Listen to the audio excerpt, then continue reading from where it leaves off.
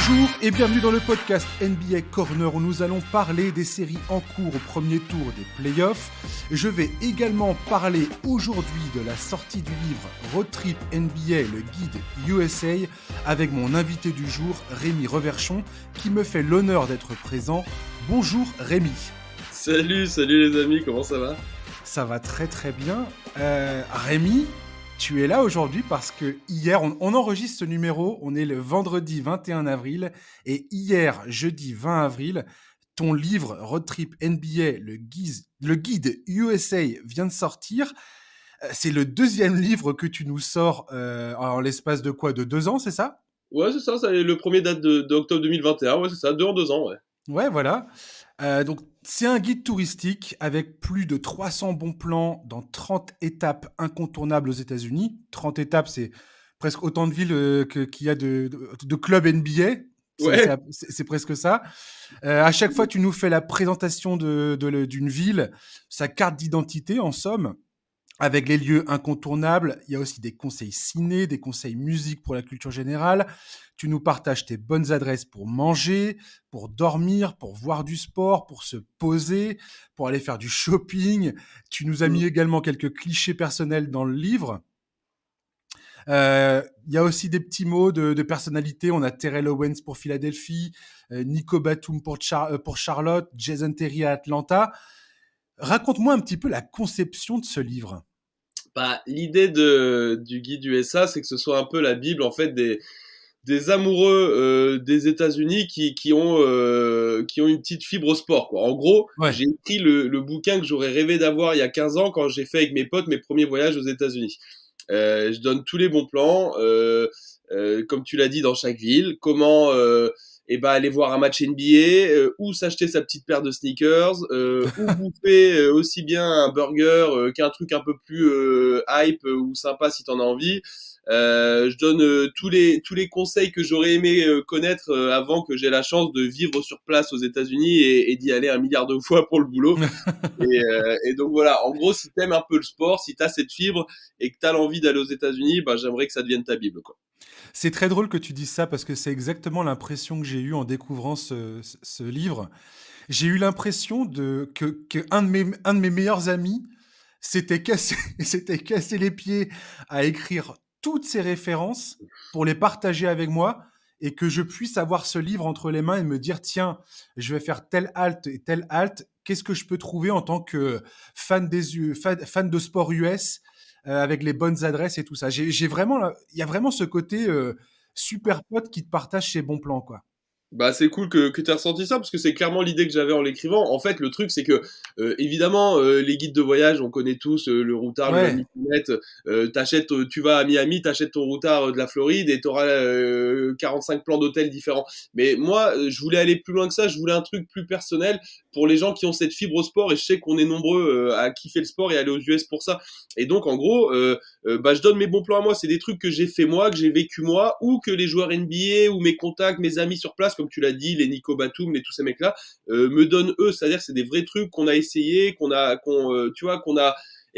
qu'entre amoureux du sport, en fait, on partage. Et je sais que pour en parler avec suffisamment de monde, en fait, quand tu kiffes les US, que tu suis un peu la NBA, bah il y a des chances que t'aies un petit amour pour les sneakers ou que t'aimes bien le hip-hop, t'aimes bien aller bouffer le burger un peu sympa de la ville et tout. Et, bah voilà, je donne tous ces bons plans-là et c'est un peu plus personnel, je trouve, que pas qu'un routard ou qu'un Lonely Planet, quoi. Ouais, carrément. Et puis, il y a aussi cette fibre culturelle. Moi, je fais partie de ceux qui pensent vraiment qu'un pays, même une langue, hein, quand apprends une langue comme l'anglais, tu peux pas apprendre correctement une langue si tu ne t'imprègnes pas de la culture. Et c'est ça que j'aime beaucoup dans le guide que tu proposes, c'est qu'il y a toute une part culturelle que tu partages également, sans que ça soit non plus trop. C'est-à-dire que ton guide est à la fois hyper digeste en termes de somme d'informations. Il y a des infos très utiles, mais ça reste hyper abordable dans le sens où on n'est pas là à se dire oh mon Dieu, si je vais à Los Angeles, il y a 30 000 adresses que Rémi me propose. Non, tu as fait une vraie sélection des indispensables en fait. Ah ouais, c'est clairement l'idée, c'est de réduire au max le truc et que vous soyez pas perdu. Il y a la petite carte en plus pour situer sur la ville Ouais. chacun de mes bons plans. Question culture, bah ouais, le truc c'est que Bah, mine de rien, tu vois, si tu vas, je sais pas, regarde là, une ville pas très touristique, allez, Minneapolis par exemple. Tu vas à Minneapolis, tu te retrouves là-bas pour X ou Y raison. T'as le Hmm, droit. Et bah, à Minneapolis, là-bas, faut savoir que l'idole absolue de la ville, c'est Prince.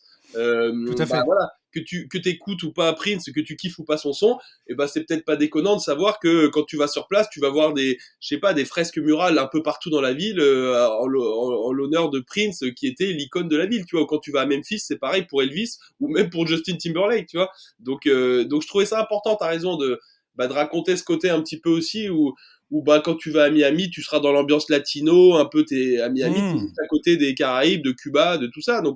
Voilà, je voulais que les gens comprennent ça en fait. C'est ça l'idée en fait de ce pays qui est un peu foufou des États-Unis, c'est que c'est un continent en fait, c'est pas un pays, c'est tellement immense ouais. et tu vois en France déjà qu'on est un pays ultra riche, que t'ailles je sais pas, que tu sois à Paris, à Strasbourg, à Lyon, sur la Côte d'Azur ou à Bayonne dans le Pays Basque, tu vois, tu vis déjà des choses différentes. Alors imagine à l'échelle des États-Unis, quand t'es au fin fond de l'Arizona, dans le désert, quand t'es à New York, Ouais. dans une mégalopole incroyable, quand t'es à Miami, au bord de la plage, bah, c'est ultra différent tout ça et il faut le faire ressentir, quoi. Toi, tu as vécu 4 ans aux États-Unis, c'est ça, entre Los Angeles et le Colorado, c'est ce que tu expliques un petit peu? Ouais, j'ai fait un an d'études dans le Colorado, dans une petite fac à côté de Denver, dans les montagnes, c'était magnifique, je me Ouais, suis régalé, et j'ai travaillé 3 ans à Los Angeles. Ouais. d'accord. Ouais. Et plus tous les déplacements que tu fais maintenant pour Bein Sport. Là, c'est cette année que tu vas couvrir tes 11e finales potentiellement? Ouais, exactement. Bah, on va sur place chaque année pour les gros événements NBA. Donc le All-Star Game, là j'étais à Salt Lake City en février dernier, dans l'Utah, c'était magnifique et tout, je me suis régalé. Et là, on va partir le mois prochain, enfin ouais, c'est ça le mois prochain au final NBA. Donc dans les villes des deux finalistes qu'on ne connaît pas pour l'instant évidemment. Et j'enchaînerai derrière en plus cette année a priori pour la draft parce qu'on a quand même un gros événement cette année à la draft. Ouais, complètement, ouais, c'est vrai. Tout à fait. Alors, il y a une question qui me taraude, c'est pourquoi tu t'es lancé dans un deuxième livre? Parce que je sais que quand on avait parlé, toi et moi, tu m'avais déjà fait le plaisir de venir dans le podcast pour parler de ton premier livre. Et je me souviens à l'époque, enfin, écrire un livre, c'est quand même une masse de travail colossale. Et je voulais savoir un petit peu quel avait été le moteur chez toi de te lancer dans ce deuxième ouvrage. Parce que je suis faible, écoute. Parce que je suis faible et je me laisse manipuler par mon éditeur en fora Ouais. qui en fait m'a convaincu le boss de la maison qui s'appelle Renaud Dubois, qui est un mec complètement fou mais que j'adore, qui m'a donné l'opportunité d'écrire le premier. Et t'as raison, le premier, ouah, ça a été un accouchement joyeux mais long quoi et douloureux. Oui, Hein. je me souviens. Ouais. Et donc j'avais dû, ça avait été une masse de taf incroyable.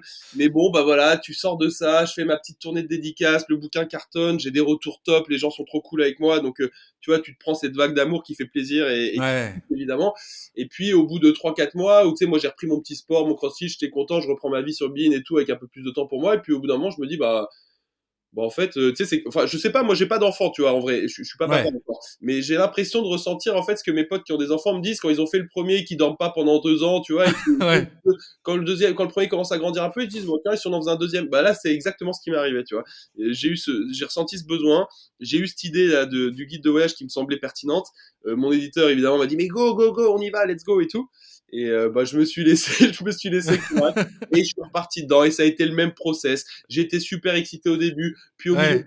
c'est long, c'est long, c'est long. Puis je m'accroche, et puis maintenant qu'il est sorti, j'en suis ultra fier, tu vois. Le vieux marathon, quoi. T'sais, au Voilà. 30e kilomètre, t'en peux plus. Et... Bah ouais, exactement. Et tu te dis, Ouais. mais quelle idée à la con j'ai eu. Et C'est puis finalement, c'est une ça. fois que Ouais. tu passes la ligne d'arrivée, t'es grave content, quoi. Je voulais savoir, est-ce que c'est pas particulier aussi cet exercice de relancer la machine à souvenirs parce que tu partages beaucoup aussi de tes propres expériences. Tu parles des études que tu as fait là-bas, tu parles de tes premières découvertes, notamment à Denver, de ton année d'études là-bas. Tu partages tout ça. Est-ce qu'il n'y a pas un truc un peu particulier là-dedans, dans cet exercice justement de te replonger dans tes souvenirs en permanence comme ça? Bah si, mais je trouve ça plutôt cool en fait. Moi, Ouais, ouais. j'ai pas trop de filtres, j'ai pas trop de. Je suis très honnêtement assez fier de mon parcours, de là où j'en suis aujourd'hui, de ce que j'ai vécu et traversé. Mhm. Et si j'avais ce pouvoir magique, tu sais, je suis un fan de Retour vers le futur, moi, donc de monter dans la DeLorean et de revenir en arrière, je pense que je Ouais. changerais pas grand-chose à ma vie en vrai. Et c'est plutôt cool justement de se replonger là-dedans. Et tu vois, dans le premier bouquin, dans Road Trip NBA, quand j'avais re-raconté un bout de mon année d'études dans le Colorado sur les pages Denver, ma rencontre avec Carmelo Anthony, tout ça. Ça fait remonter des souvenirs et c'est un espèce de travail de mémoire, je trouve qu'on devrait tous avoir parce qu'on a Ouais. tous vécu des trucs dans nos vies, quels qu'ils soient, et le fait de se replonger dedans parfois, bah, ça fait du bien et c'est un exercice, hein, parce qu'il y a des trucs, tu sais, c'est du temps, c'est pas juste se dire ah ouais ça c'était cool, Mais c'est complètement. se remettre dans le contexte de l'époque. Est-ce que j'ai oublié des trucs? Ah putain, j'ai vécu ça, fouiller dans les photos, se rappeler des choses. Et ça te fait remonter des souvenirs que tu avais presque oubliés. Et moi, je suis content de les partager parce que, tu vois, moi, mon rêve quand j'étais gamin, j'étais passionné des États-Unis, c'était d'aller étudier sur un campus ricain. Mmh. Et j'ai eu cette chance grâce à mon école de journalisme en France qui m'a permis de partir un an dans le Colorado. Et me replonger dans cette histoire-là, bah, ça m'a fait un bien fou parce que c'est une des années les plus belles de ma vie. Et je me dis qu'il y a peut-être des gamins aujourd'hui qui rêvent de partir étudier aux États-Unis. Et j'ai envie de leur faire comprendre qu'il faut le vivre ce rêve. Tu vois, si t'as envie, moi je croyais en ça, je me suis battu pour, je l'ai obtenu et j'en suis fier. Donc tu vois, si je peux transmettre ce message-là, je suis content, quoi. Et c'est pour ça que je te parlais tout à l'heure justement de ce côté, ton meilleur pote qui te donne ses bons plans et ça transpire tellement dans ton livre et c'est ça que je trouve génial en fait. Quand je lis ça, c'est pour ça que je te pose la question, c'est parce que je me demande à quel point que tu l'as fait consciemment ou pas. Même, tu sais, ta façon de mettre ces photos de toi, tu partages des clichés perso dans ce livre, Ouais. et c'est Et je assez t'annonce marrant. qu'il y a des je t'annonce qu'il y a des nouvelles pépites dans le nouveau bouquin, hein, d'ailleurs, hein. J'ai Mais retrouvé encore des complètement. photos qui sont incroyables, hein. Alors d'ailleurs, j'ai une question très précise. Enfin, à la fin du livre, il y a une photo dans un avion où on voit Billups, Carmelo, Aaron Aflalo et Kenyon Martin Et génial, ça. en train de bouffer. C'est quoi cette photo? Alors ça, c'est des photos, en fait, c'est ce qu'on appelle dans un bouquin des photos respiration, c'est-à-dire des doubles pages où D'accord, tu mets une belle photo qui sont sans texte ni rien, qui voilà, offre un d'accord, peu d'air, tu vois, au lecteur, juste parce que bouffer du texte constamment, c'est un peu dur dans un bouquin. Et bien donc ça, sûr. j'ai passé du temps à les choisir. Il y en a une au début de Larry Bird avec sa moustache en train de conduire Carrément. un tracteur Elle est incroyable. géniale. Et il y a celle-ci à la fin, t'as raison, des nuggets de cette grande époque là qui sont dans l'avion. Et ça, c'est moi qui ai passé du temps. En fait, c'est des images d'archives qu'on achète à des agences, hein, évidemment, Bien c'est sûr, réel. d'accord. Et donc j'ai fouillé. Moi, je voulais des trucs qui, tu sais, quand tu les vois, tu te dis mais what the fuck. Et donc la photo de Larry Bird avec son énorme moustache et sa casquette, je la trouve incroyable. Et, Elle donne envie de prendre la route. mais Voilà, oui, voilà ce que j'en dis, moi. et là, je vois la photo, là, tu sais, c'est marrant parce que du coup, j'ai ouvert le bouquin, là, et je la revois, la photo, là, de Mélo, de Billups et compagnie, là, Kmart et Aflalo. Et ils sont dans l'avion. Alors, pour les gens qui l'ont pas encore vu, on a l'impression d'être entre nous. Il y en a un qui a sa petite salade, l'autre qui a sa grosse bouteille de ketchup à côté. Ouais. Ils ont chacun leur soda, là, tu sais, ils appellent ça la root beer, les ricains, c'est leur soda, qui je trouve un peu dégueu, moi, que j'aime pas trop, là. Ouais, Euh, ouais. Ils sont en train de boire ça, alors que tu dis, mais tu vois, jamais un sportif, il devrait boire ça, normalement. Et elle est grave marrante, et en fait, t'as l'impression qu'ils sont entre potes, limite dans un bus, tu sais, je trouve ça grave cool. Ouais, carrément. Ça m'a fait triper parce que moi, je suis un peu fan des Nuggets. J'adore énormément Nikola Jokic.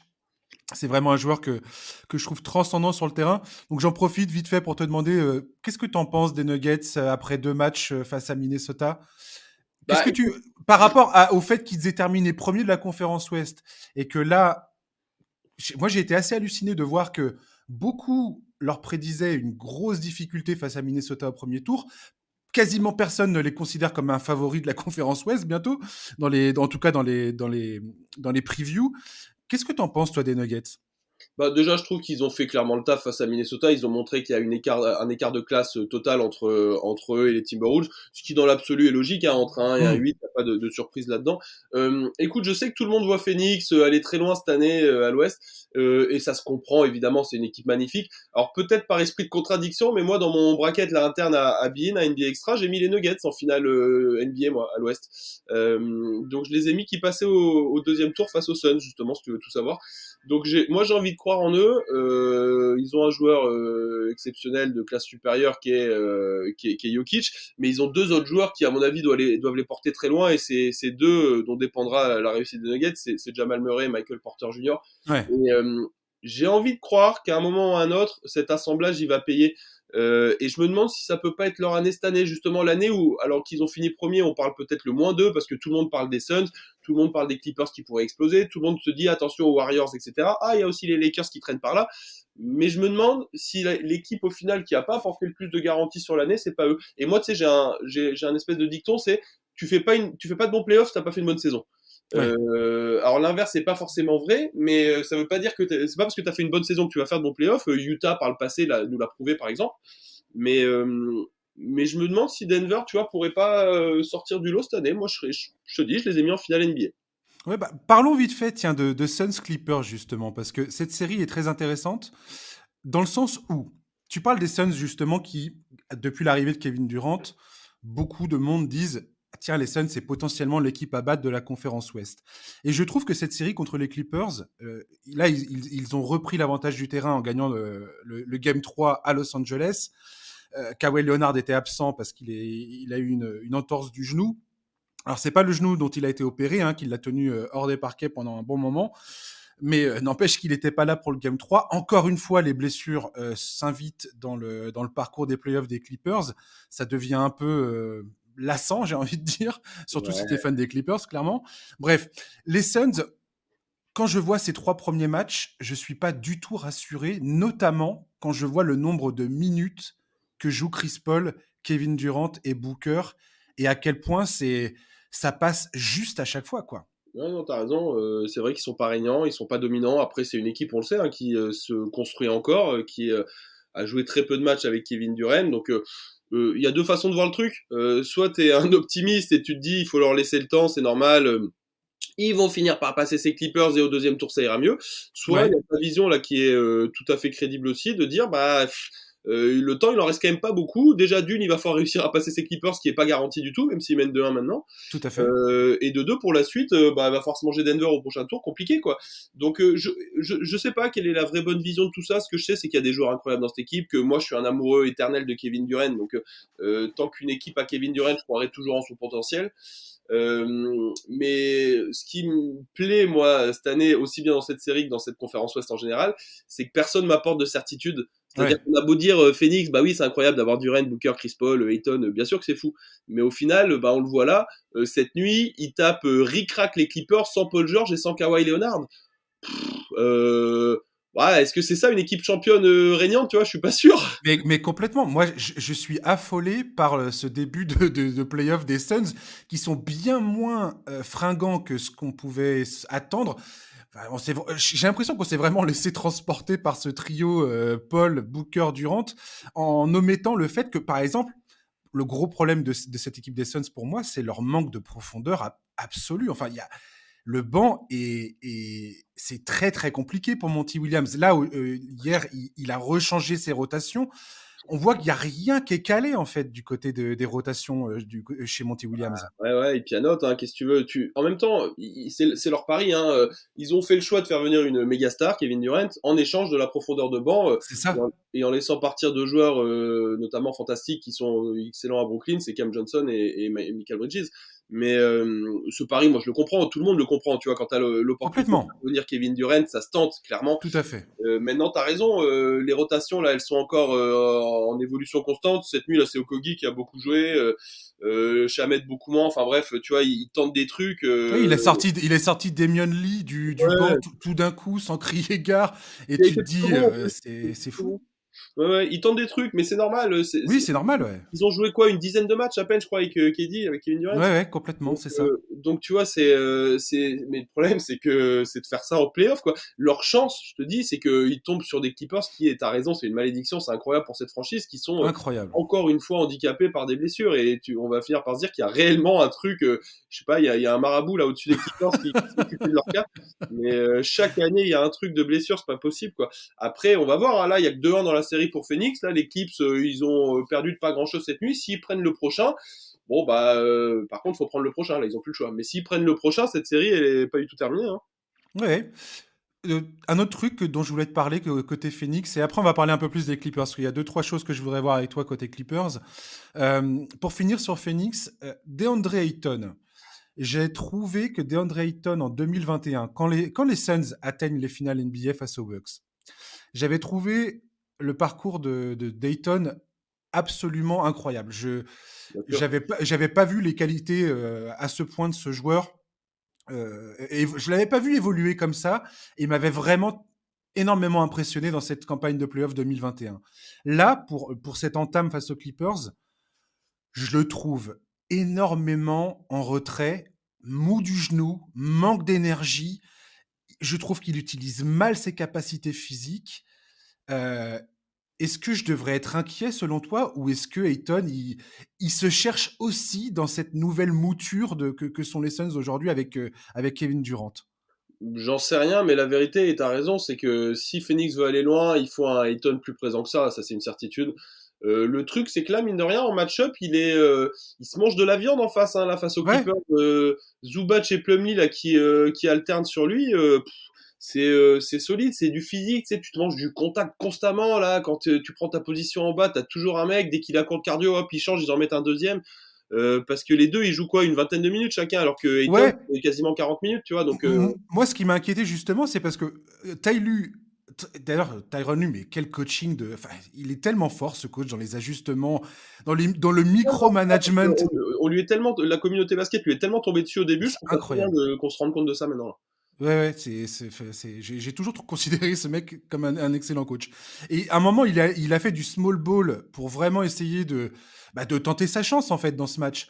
Et ça a fonctionné. Et Ayton, j'étais tellement frustré de ne pas le voir charbonner beaucoup plus que j'ai l'impression qu'il est capable de faire en fait. Non, mais t'as raison. Moi, Ayton, c'est un numéro 1 de draft, c'est un joueur de qualité supérieure, qui déçoit un petit peu offensivement. Tiens, je regarde les stats en même temps que je te parle. Il a pris 9 tirs cette nuit, tu vois, je voulais pas dire de bêtises. C'est pas suffisant. Un mec comme Oui, Ayton, c'est pas suffisant. À 9 tirs, tu vois, si je vois demain que Rudy Gobert a pris 9 tirs, je comprends, pas dit André Ayton, quoi. on est d'accord. Donc, oui, quand ils ont en finale NBA contre les Bucks, il est régnant. Là, il l'est pas. Il va falloir qu'il monte d'un niveau. Maintenant, c'est pas simple parce que le défi physique, il est constant pour lui. Mais oui, oui, oui, si DeAndre Ayton veut devenir ce qu'il est censé être, c'est-à-dire un joueur de classe supérieure, bah, il faut qu'il nous le montre dans ses playoffs. Ouais. Et puis j'ai l'impression que Phoenix, en fait, leur bon parcours dépend beaucoup de lui. C'est-à-dire que là, tu as Booker qui est en sur-régime total. Il est splendide, Devin Booker, dans ce début de playoff.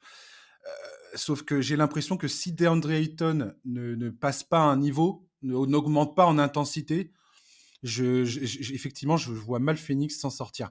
Pour Non, finir mais sur oui, cette... ouais. Vas-y, vas-y. Pardon, juste, je disais, ouais, Non, non. t'as raison, il y a deux bascules pour moi à Phoenix, parce que Booker, il est incroyable, tu l'as dit, et en général, il est incroyable, c'est rare qu'il déçoive. C'est Durant, vrai. il est constant, il met ses 28-30 pions à chaque match, c'est incroyable. 25-30 pions, allez. Les deux bascules, c'est Ayton et c'est Chris Paul. Ouais, Voilà. complètement. C'est les deux bascules des Suns. Parce que le reste, c'est solide, Torrey Craig, c'est bien, voilà, mais Ayton et Paul doivent élever le niveau pour que les Suns soient champions cette année. KD, je le sens pas 100% confortable, ce qui est tout à fait attendu. Je veux dire, j'arrête pas de le dire dans ce podcast, mais tu peux pas faire un débarquer à l'intersaison comme ça. C'est pour ça que Kevin Durant ne voulait pas d'ailleurs de transfert en intersaison. Il a quelque part, on lui a forcé la main. C'est cette situation toute naze des Nets lui a forcé la main et le voilà aujourd'hui aux Suns. Mais j'ai l'impression qu'il a encore du mal à trouver sa zone de confort, clairement. Enfin, il est à ce point formidable que ça passe crème presque, mais on sent il y a pas encore, il n'est pas encore incisif comme il pourrait l'être. C'est marrant parce que tu te rends compte, on dit ça d'un mec qui met 25 ou 28 points à tous les matchs. Complètement, Et on a complètement. banalisé ce truc-là, mais t'as raison, parce qu'on est tellement habitué qu'il nous claque à 40 points par-ci par-là, que quand on se lève et qu'on voit qu'il a mis 25, on dit ouais, bah, tu vois. Alors Ouais, au final, ça reste un match fantastique. Tiens, je regarde ses stats, tu vois, j'ai le box score sous les yeux là de sa nuit. ouais. 8 sur 15 au tir, 28 points, 6 rebonds, 5 passes. Il perd des 11 ballons, sur 11 au ok. lancer franc, ouais. Pour de lancer franc, en dehors des pertes de balles et encore vu le nombre de ballons et de créations qu'il génère, ça peut se comprendre. Bah, ça reste pour moi un match statistiquement qui est quand même excellent, tu vois. Et c'est vrai qu'on aimerait bien le voir claquer un gros 40 là un de ces jours pour remettre les pendules à l'heure. Mais bon, moi je suis pas inquiet. Pour moi, Ouais. Kevin Durant, enfin, faut voir physiquement dans quel état il est, etc. Mais depuis 5 ans, allez, c'est le joueur numéro 1 de toute la ligue, donc bon. Hmm. Toi qui es un gros fan des Lakers, on va terminer sur la série Suns Clippers là-dessus. Est-ce que tu es étonné par le niveau de jeu de Russell Westbrook, qui nous a fait un premier match Westbrookien, j'ai envie de dire.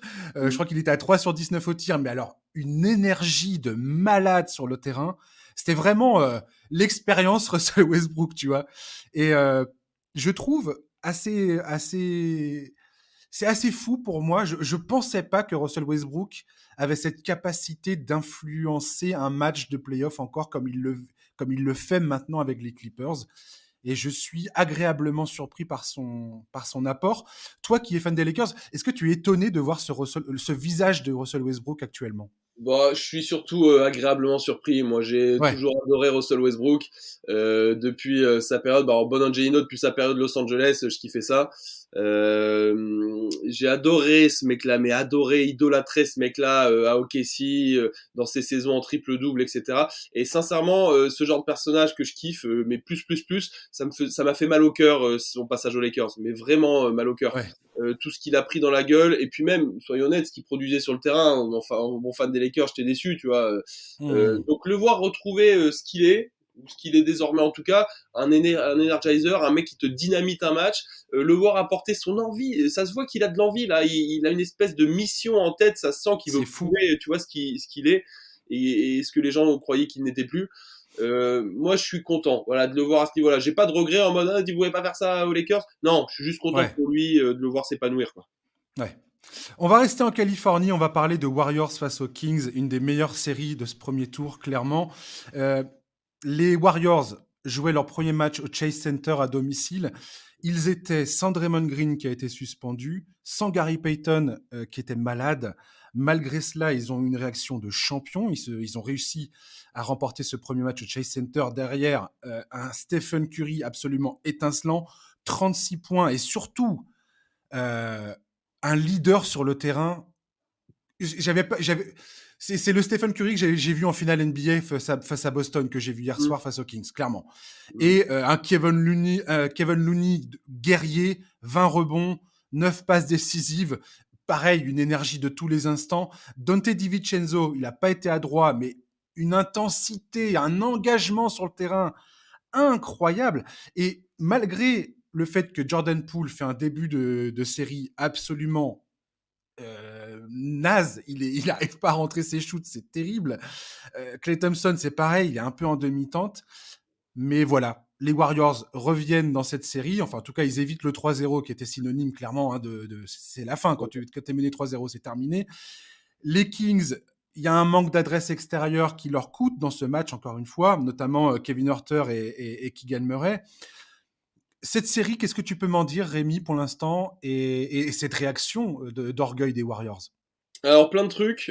Sur la série en général, c'est ma série feel good. J'ai l'impression du premier tour, Ouais, celle où on prend bouffée d'air frais, des bonnes vibes à tous les niveaux. Tu vois les deux premiers matchs des Kings, l'ambiance au Golden One Center, D'Aaron Fox qui devient enfin une vraie superstar NBA. complètement, ouais.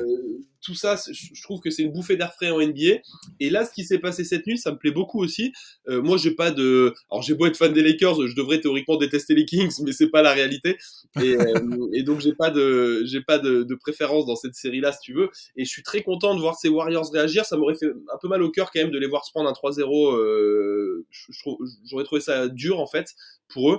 Et donc les voir réagir comme ça à la maison, relancer la série. Steph Curry, tu l'as dit, incroyable. La perf de Kevon Looney, moi je l'attendais plus. Il m'avait déçu sur les deux premiers matchs. Ouais, Euh, complètement. je trouve que ça fait beaucoup de bien. Je trouve que c'est vraiment cool. C'est la série feel good du moment et je pense que là aussi cette série elle est loin d'être finie. Bah, le match 4 il va être décisif, clairement, hein, parce que si les Kings le prennent, ça peut sentir la fin. J'aimerais beaucoup, alors je suis désolé pour les fans des Kings, j'aimerais beaucoup que les Warriors le prennent parce que j'aimerais beaucoup que cette série elle parte en 7 en vrai. Ouais. Ouais, je suis assez d'accord avec toi. Et la suspension de Draymond Green, ça a beaucoup, beaucoup fait parler. Euh, c'est pas évident comme question parce que il y a différentes sensibilités.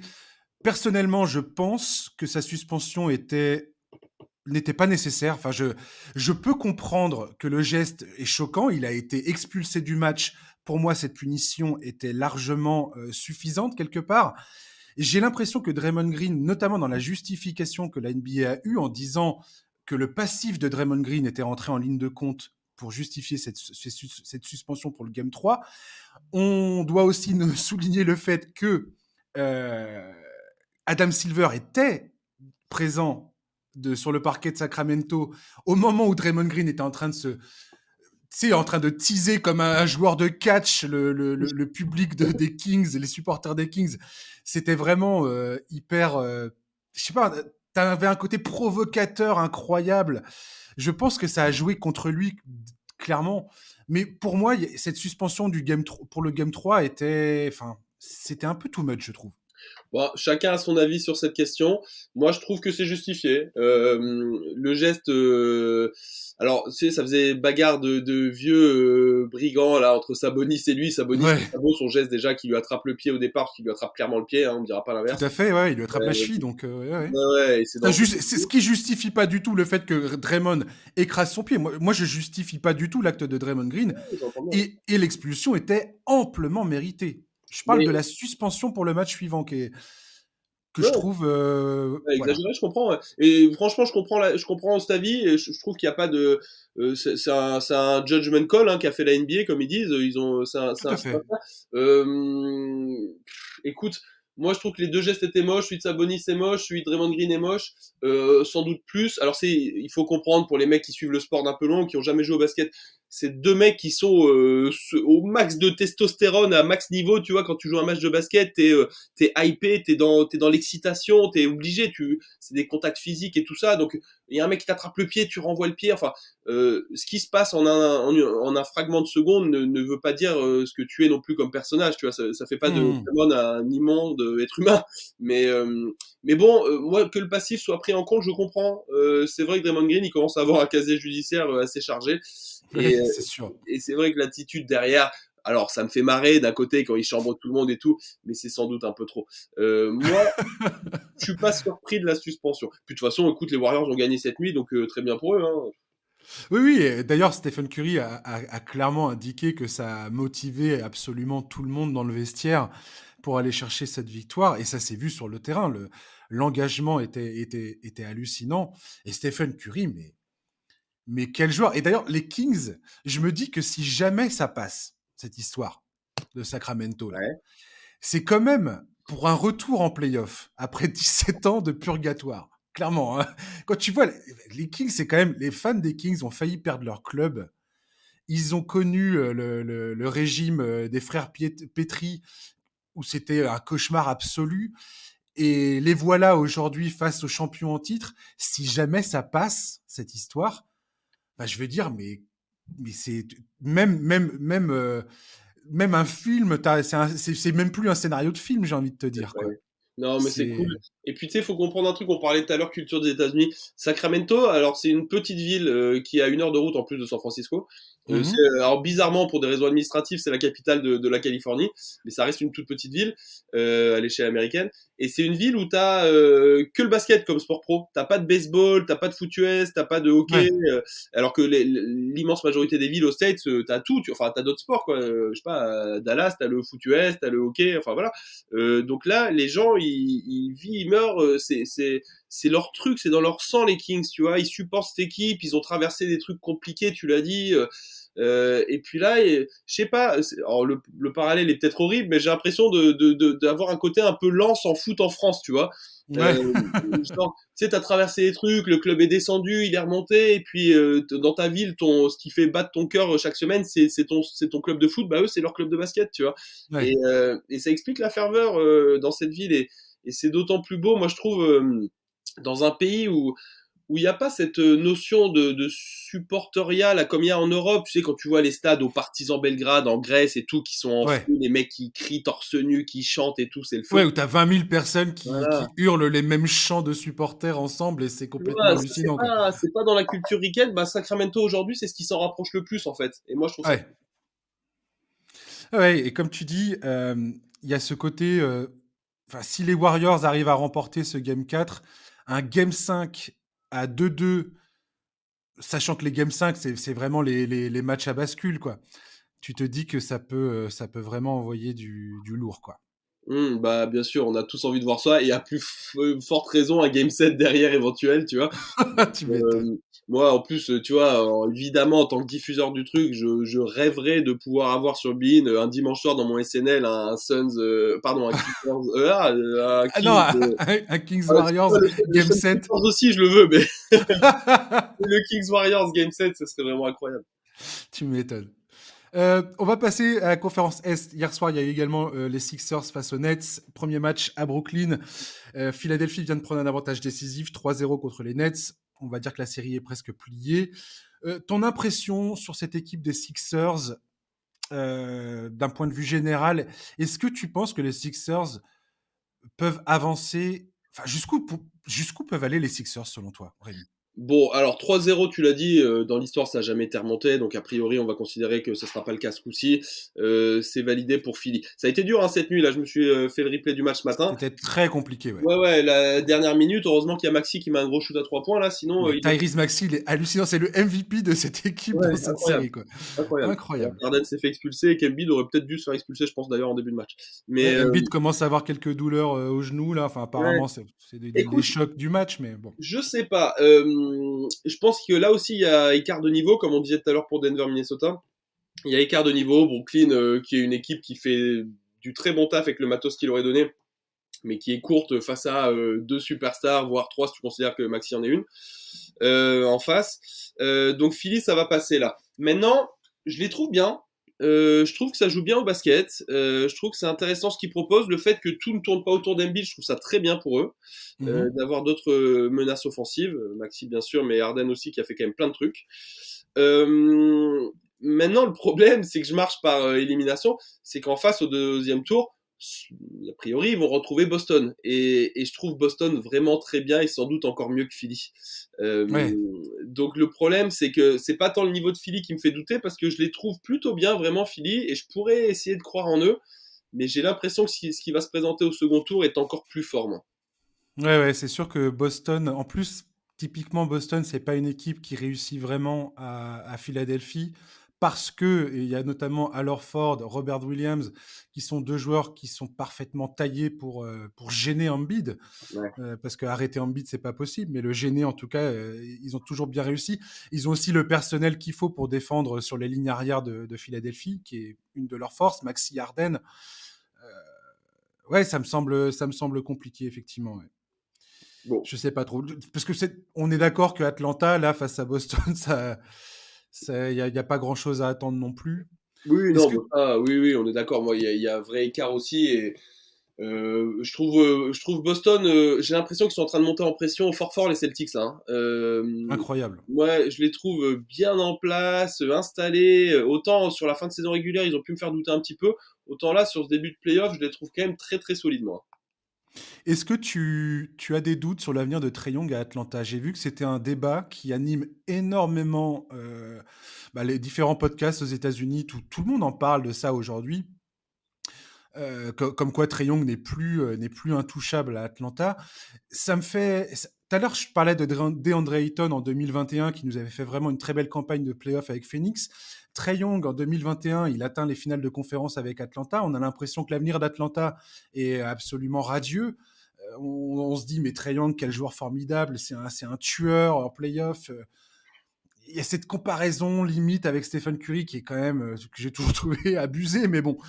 Mais voilà, est-ce que tu penses que Trae Young, son avenir à Atlanta s'écrit encore ou tu te dis, oula, ça peut changer, ils peuvent changer de leur fusil d'épaule? C'est une réflexion ultra compliquée, ça, hein. Le management a beaucoup changé à Atlanta cette année. Nous, j'ai eu Tout à la fait. chance de les rencontrer au début de l'année. Tu sais, quand la NBA était partie jouer à Abu Dhabi en octobre, là, et Ouais, on était parti avec Bean commenter les deux matchs sur place, et c'était Atlanta contre Milwaukee.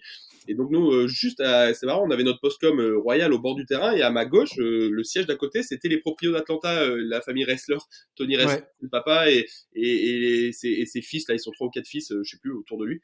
Et donc, je les observais un peu, c'était marrant du coin de l'œil de les voir réagir, tu sais, ils faisaient un peu groupies sur les paniers de triangle et tout, Ouais. c'est normal, hein, c'est ta star, c'est normal que tu sois hypé par ta star, heureusement d'ailleurs.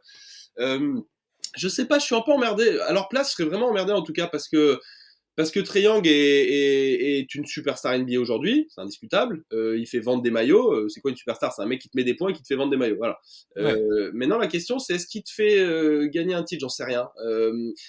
Scoreur de qualité supérieure, talentueux évidemment, qui a quand même s'il a progressé, je veux bien qu'on me dise ça, mais qui a quand même un gros souci défensif, hein, on va pas se mentir. On est d'accord. Ce qui rappelle d'ailleurs, t'as raison, dans la comparaison avec Steph Curry, c'est ce que ça rappelle aussi, hein. C'est c'est un peu le Steph Curry dimension en dessous, clairement, quoi. Mais dimension vraiment en dessous, par contre. Mais d'ailleurs, on sous-estime. Enfin, je trouve que certaines fois, dans les conversations NBA, on sous-estime le travail qu'a fourni Curry pour se bâtir un physique. Tu vois, physiquement, aujourd'hui, Stephen Curry, c'est pas du tout le joueur qui est arrivé dans la ligue, quoi. Oui, t'as raison. Et Bref, c'est un boulot que Trae Young devra faire un jour ou l'autre de toute façon. j'ai Je sais l'impression. pas, écoute, je sais pas si t'as quand même, tu sais, c'est le problème d'une ville ou d'un marché comme Atlanta, c'est que c'est pas facile d'attirer des superstars. Là, Ouais. t'en as une dans ton roster, donc t'en séparer pour essayer de construire. Mais tu vois, qu'est-ce qu'on a de mieux? Tu sais, l'herbe est toujours plus verte ailleurs. Qu'est-ce que t'as de mieux derrière, quoi? Ouais, Et ouais, bien sûr, ouais. et alors, t'auras beau faire je sais pas, une OKC et te séparer de Atlanta, de Trae Young contre 1 milliard de first pick de draft, très bien, mais qu'est-ce que t'en fais, tu vois, de ces picks? Est-ce qu'un jour tu vas réussir à choper une autre immense star? Je sais pas. Écoute, moi, je crois que j'aurais envie de donner encore une chance, une année à Trae Young en essayant de mieux l'entourer cet été. Le fantasme du transfert de John Collins peut peut-être te servir à quelque chose. Tu Moi, m'étonnes. j'aurais du mal à me séparer de Trae Young parce que je sais pas ce que j'aurais de mieux derrière, en fait, quoi. Oui, effectivement, et comme tu dis, Quinn Snyder vient à peine de débarquer à Atlanta. Peut-être lui laisser la chance de construire quelque chose, un système qui mette en valeur Trae Young et qui permette de vraiment cacher ses limitations, notamment défensives, hein, qui est vraiment la plus grande limitation concernant Trae Young. Et après coup, tu t'avises à ce moment-là, je pense. Là, ça serait trop tôt, mais en tout cas, clairement, je trouve ça assez dingue en NBA comment les choses peuvent aller extrêmement vite. C'est-à-dire que en 2 ans, Trae Young est passé d'étoile incontestée de la galaxie Hawks à ben, est-ce qu'on s'en séparerait pas, quoi. Ouais, ouais, ouais. C'est fou comment ça peut changer du tout au tout en quelques, en quelques années, quoi. Enfin, en C'est 2 ans, même pas. c'est le problème d'enchaîner 2 saisons discutables coup sur coup, quoi. Ouais, ouais, complètement. Ouais. Tu sais, quand tu es dans le management NBA, tu réfléchis en termes de progression, c'est dur à dire, mais c'est ça. Le meilleur exemple, c'est Dallas, hein. Regarde, Dallas, ça fait finale de conf l'an dernier, alors une finale de conf Complètement. sans doute un peu lucky, tu vois, mais bon, quand même, ils l'ont fait. Et tu rates les playoffs, tu rates même le play-in d'ailleurs cette année, catastrophe absolue. Mais quand tu es à Atlanta, bah voilà, il y a 2 ans, tu es en finale de conf. L'an dernier, bon, bah tu déçois un peu dans la foulée. Cette année, t'arraches les playoffs en passant par le play-in, tu vas te faire sortir a priori sans trop de gloire, on verra, hein, mais sans trop de gloire face à Boston. Bah ta progression elle est inexistante. Moi je vois une régression même, donc Ouais, ouais. bah, c'est pas comme ça que tu construis, quoi. Voilà. On est d'accord. On va terminer ce podcast en évoquant la série entre les Lakers et les Grizzlies. Je voulais t'en parler parce que je sais que tu suis les Lakers, tu es fan des Lakers. On est d'accord. Ah oui, oui. C'est revendiqué, ça. Non, il y a pas de, il y a pas de souci. J'ai Je te vécu prends 3 ans pas, je avec te eux. prends pas en. J'ai le symbole des Dodgers tatoué sur mon mollet. Ok. Je suis amoureux de Kobe Bryant. Oui, oui, j'ai un amour particulier pour ces Lakers, évidemment. Les Lakers. Alors, moi, il y a un truc qui m'a quand même vachement surpris en début de ces playoffs, c'est à quel point on, on a pu présenter les Lakers comme potentiellement une équipe qui avait une vraie chance de sortir de la conférence Ouest. Ça me semble être très très très optimiste comme scénario. Ça me semble pas non plus impossible du tout. Comment tu as vu ces 2 premiers matchs face aux Grizzlies, les Grizzlies où il manque Steven Adams et Brandon Clark? C'est 1-1 aujourd'hui. Là, on part à Los Angeles pour le Game 3. Comment tu vois cette série évoluer? Alors, si on se projette un peu, je pense que si les Lakers venaient à perdre cette série, ce serait une tâche sur le CV de LeBron.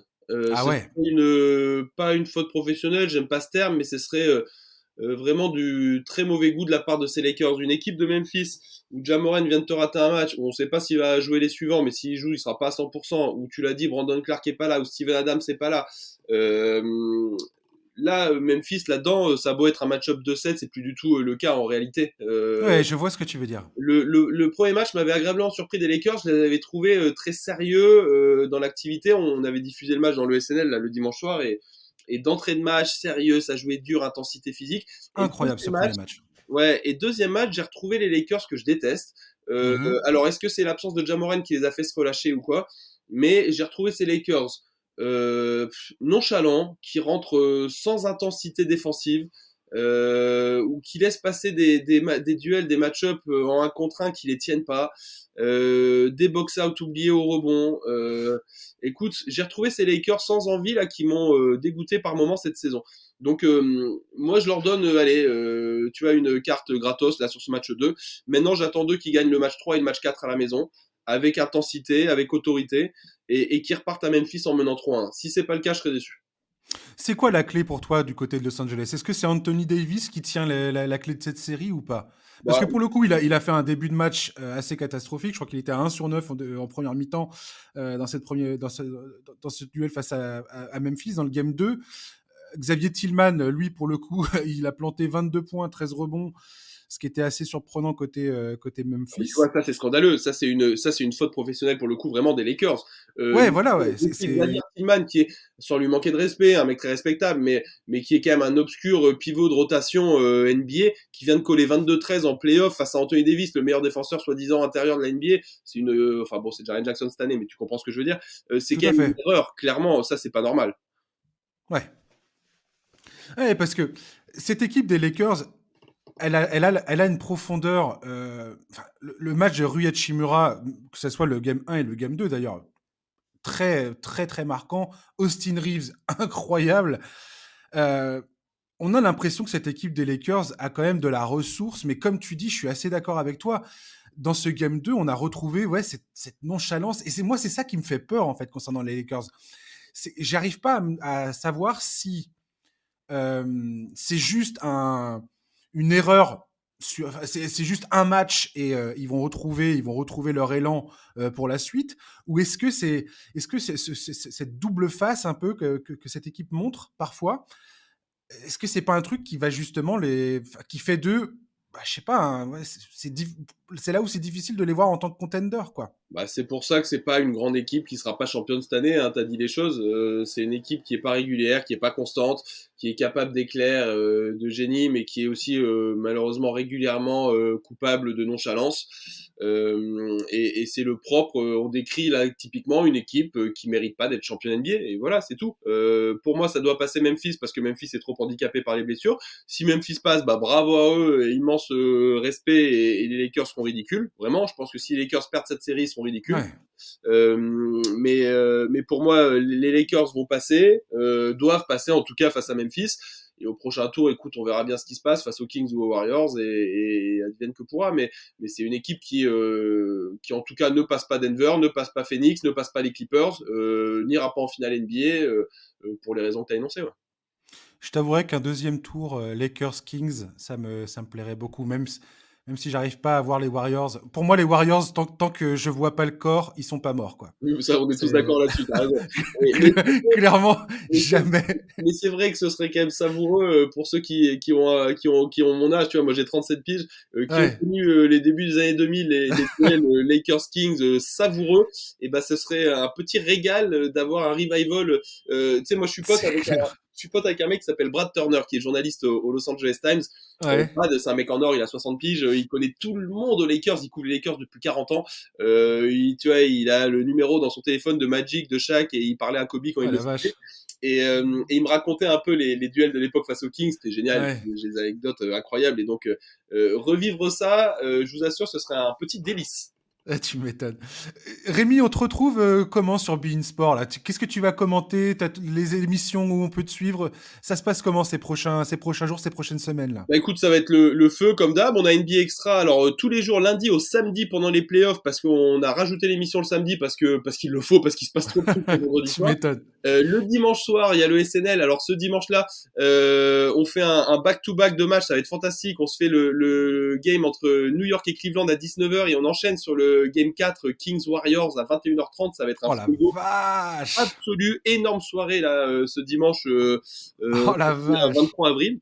Ouais. Donc feu total. Et puis voilà, on suit tous les soirs les matchs sur Bein. Moi, je serai au final sur place à la fin du mois de mai, début juin.